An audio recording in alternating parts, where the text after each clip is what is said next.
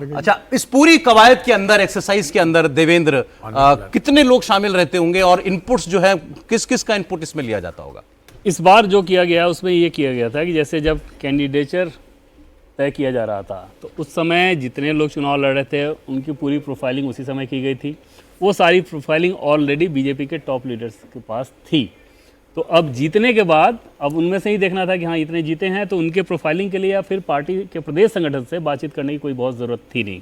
और उस लिहाज से चाहे प्रदेश के अध्यक्ष हों, प्रदेश के संगठन मंत्री हों, या वहाँ अगर सरकार है तो वहाँ के मुख्यमंत्री हों, इनसे बहुत ज़्यादा विचार विमर्श नहीं किया गया है। एक दो राज्य ही ऐसे हैं जहाँ पर वो विचार विमर्श किया गया है, अन्यथा राष्ट्रीय स्तर पर ही उन नामों को तय कर लिया गया है। शामिल लोगों में से बात करें तो प्रधानमंत्री के अलावा राष्ट्रीय अध्यक्ष जेपी नड्डा, गृहमंत्री अमित शाह, राजनाथ सिंह और बीजेपी के संगठन महामंत्री बीएल संतोष, इनकी प्रमुख भूमिका रही है।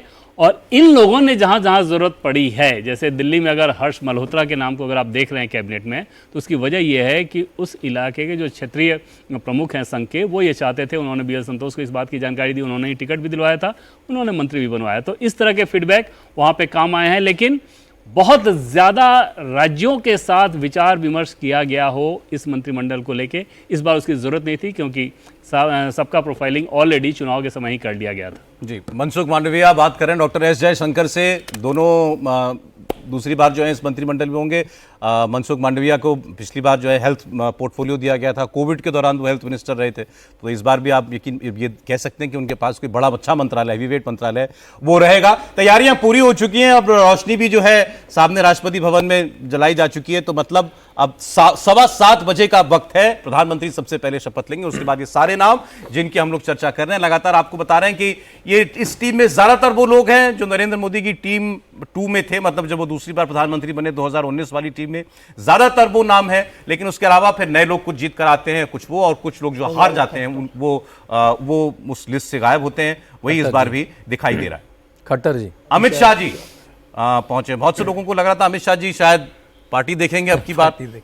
ये बहुत ज़्यादा चर्चा हुई है सौरभ, और पार्टी के भीतर तो ये इतनी ज़्यादा चर्चा हुई है कि पूछिए मत। सब लोग ये कहना शुरू किए कि लग रहा है कि अब अमित भाई आ रहे हैं, अमित भाई राष्ट्रीय अध्यक्ष बनेंगे। लेकिन समझा जा सकता है कि दूर दूर तक उसकी ना कोई ज़रूरत थी, ना कोई उस बारे में चिंतन था कि हाँ वो करने की ज़रूरत है। और अमित शाह सरकार चलाने के लिहाज से प्रधानमंत्री नरेंद्र मोदी के बाद अगर किसी के ऊपर सबसे ज़्यादा बर्डन है तो इतने सारे मंत्रियों के साथ उनकी बैठकें होते रहती हैं सौरभ, की पूछिए मत। जैसे महंगाई को लेके ही कि महंगाई को कैसे आपको लगातार नियंत्रण में रखना है, उसकी जो कमेटी एक बनी हुई थी तो उसको यही हेड करते थे, और हर 10-15 दिन पे उसकी एक बैठक होती थी।